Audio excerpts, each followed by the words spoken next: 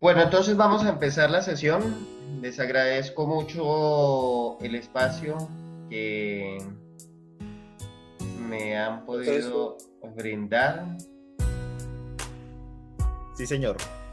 Listo. Entonces, este espacio académico se denomina propedéutica bíblica o introducción a la Biblia.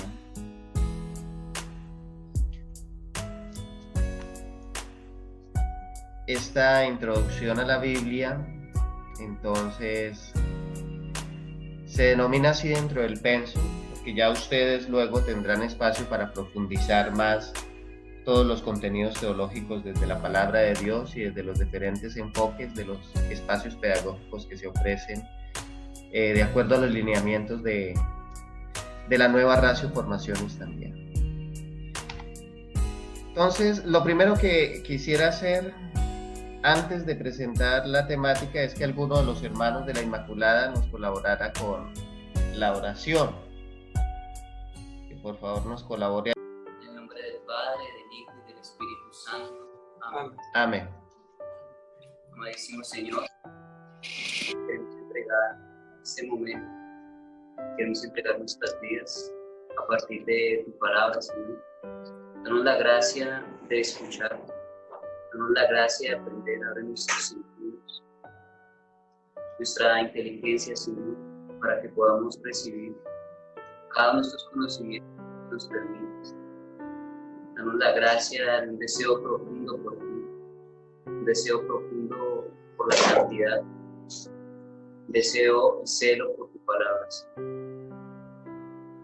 Dios mío, limpia mi corazón para que hoy día haga tu voluntad y esté contigo. Amén. Y a ti, Madre Santísima, te pedimos que nos guardes y nos asistas en esta jornada, en esta clase, Señor Madre. Asístenos con tu protección, con tu santísimo manto, cúbrenos a cada uno de nosotros y dispónnos a recibir lo que tú quieres de tu Hijo. Dios te salve María, llena eres tú de gracia, el Señor es contigo, bendita tú eres entre todas las mujeres y bendito es el fruto de tu vientre, Jesús. Santa María, Madre de Dios, ruega por nosotros los pecadores, ahora y en la hora de nuestra muerte. Amén. Amén. Por favor, diga. Muy bien. Por favor, digamos el nombre. Juan Diego Prieto Moreno. ¿Quiénes empiezan? Ya inició Juan Diego. Muy bien, gracias Juan Diego. David Felipe Bonilla Montes. David Felipe, gracias. Pablo Emilio Silva. Pablo Emilio, gracias. Wilfran Sebastián Rosso Triana. Gracias, Wilfran. Hermanos de la Inmaculada.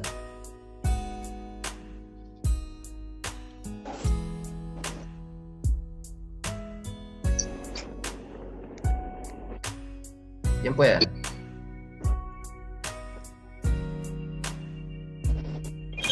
Juan Carlos Contreras Roballo. Gracias, Juan Carlos. Juan Luis Vázquez. Gracias, Juan Luis. Cristian Guerrero. Cristian, gracias.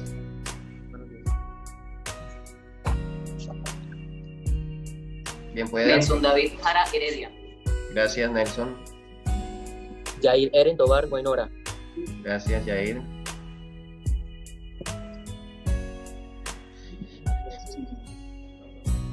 Les presento ahora entonces la temática de lo que vamos. Listo, hermanos, gracias. Les presento ahora entonces la temática de lo que vamos a hacer, ¿listo? Entonces, el último no lo escuchamos. Edwin Ruiz. Listo, Edwin, muy bien. Entonces les decía, voy a presentarles la temática de lo que vamos a ver dentro de la clase. Lo primero, entonces, es la oración, que ya los hermanos de la Inmaculada nos hicieron desde su casa. Lo segundo, la presentación del contenido, es decir, lo que voy a hacer ahora. Lo tercero, entonces, son unas generalidades, un acercamiento al nombre de la Biblia, qué es la Biblia, cómo se conformó la Biblia, cuáles son las partes de la Biblia. Lo tercero, entonces, es mirar el canon. Ustedes ya han venido adelantando algunas lecturas con el Padre Néstor y han venido trabajando algo sobre eso. Entonces ya estamos un poquito más empapados del asunto. Los criterios de canonicidad, desde la Dei Verbum del Concilio Vaticano, mirar la palabra de Dios, que es palabra humana y palabra divina. Y finalmente tendremos algunas conclusiones. Entonces les decía sobre las generalidades de la Biblia, que la palabra Biblia viene del griego biblión, que significa en plural libritos. Y que ciertamente pues esto nos lleva a conducir que de allí mismo también viene la raíz de la palabra biblioteca, es decir, que la Biblia es un compendio de libros que se recogen, digamos que en un solo estante, por decirlo así. Por eso entonces ahora Juan Diego estaba leyendo alguna definición de lo que podríamos quedarnos con este primer momento de lo que significa la Biblia. Entonces, la Biblia es un conjunto de libros inspirados por Dios que narra la historia de la salvación y que constituye el canon bíblico.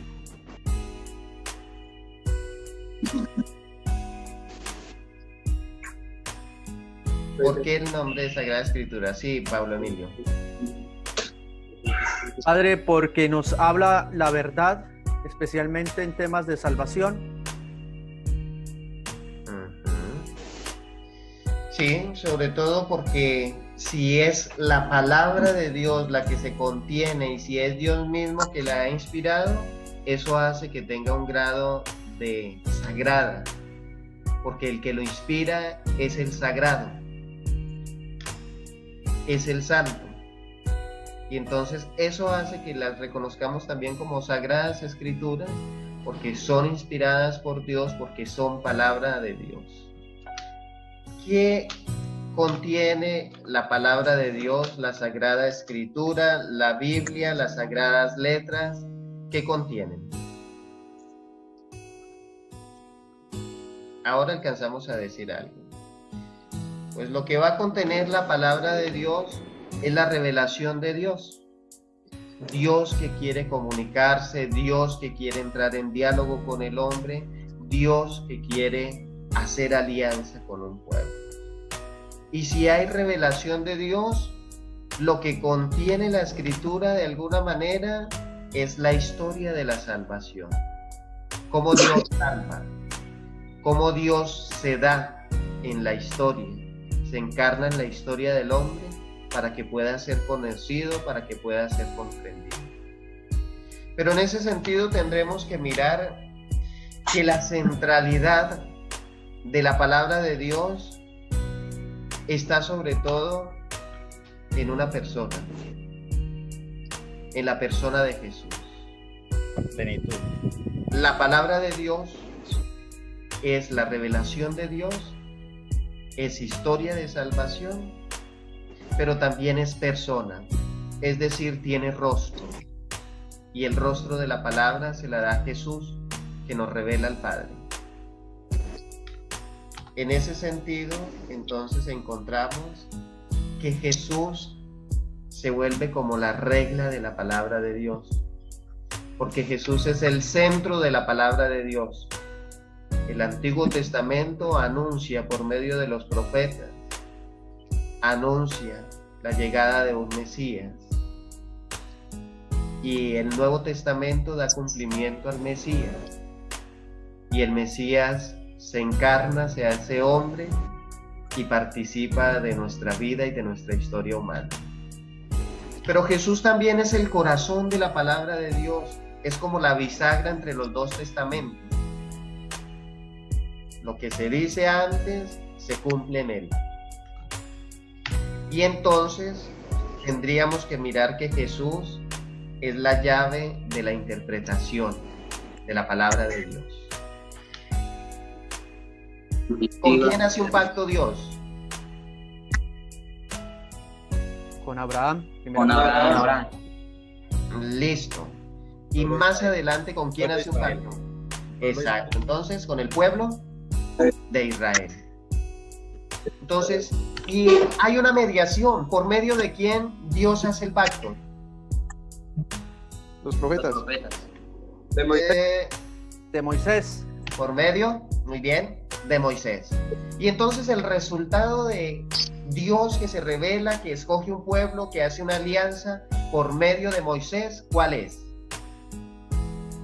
¿En qué termina esa alianza? En la Mandamientos. promulgación de algo. Sí, Mandamientos. En los 10 mandamientos. la liberación.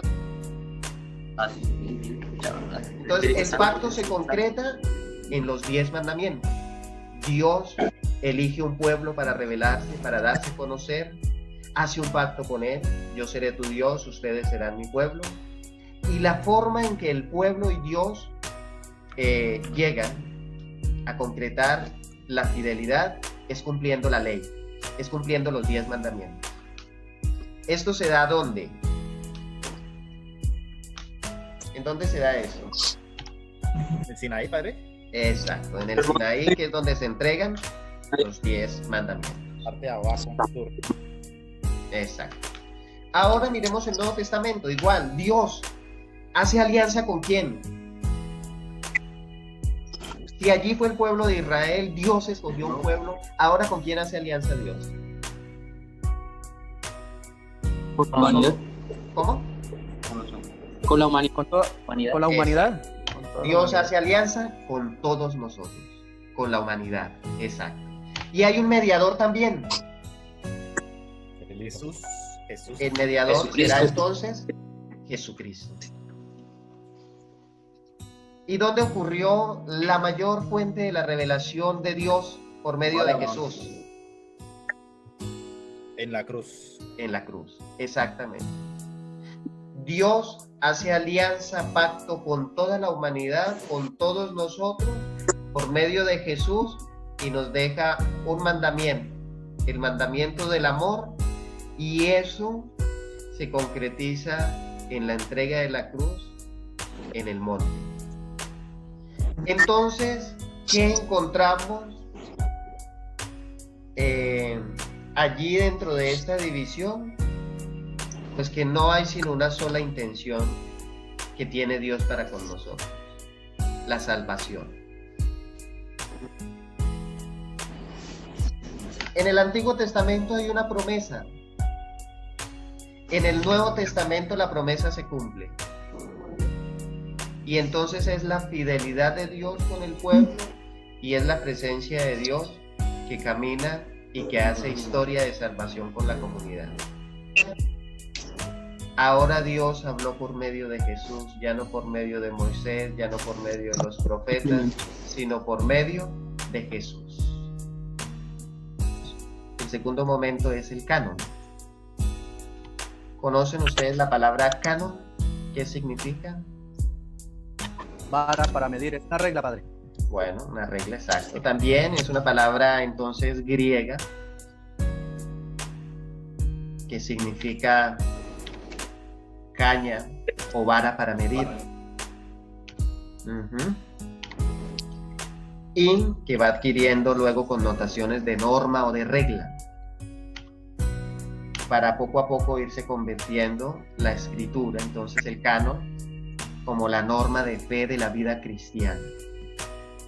Entonces, esos son como los criterios para decir, estos son los libros del canon y esto es lo que hace que estos libros realmente tengan validez dentro de la iglesia para establecerlos como canon. Que sean y tengan la tradición de los apóstoles, que edifiquen la comunidad, que la comunidad los haya recibido, se haya apropiado, los haya reflexionado, que tengan de algún sentido la presencia del Espíritu como aquel que lo inspira y que tenga antigüedad y unidad y que sea utilizado para la liturgia.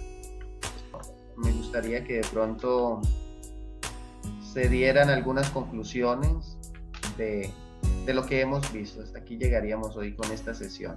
Sería que de dónde proviene el término Biblia, de la palabra griega biblión, que traduce libritos, y de ahí se denomina la palabra biblioteca. Sí. También pues lo que acontece de donde nos basamos las fuentes de las Biblias, de las tres Biblias, la Biblia hebrea, la Biblia de los 70 y la Biblia de Jerusalén. Ok, gracias David. Una conclusión ya de lo que vimos ahora.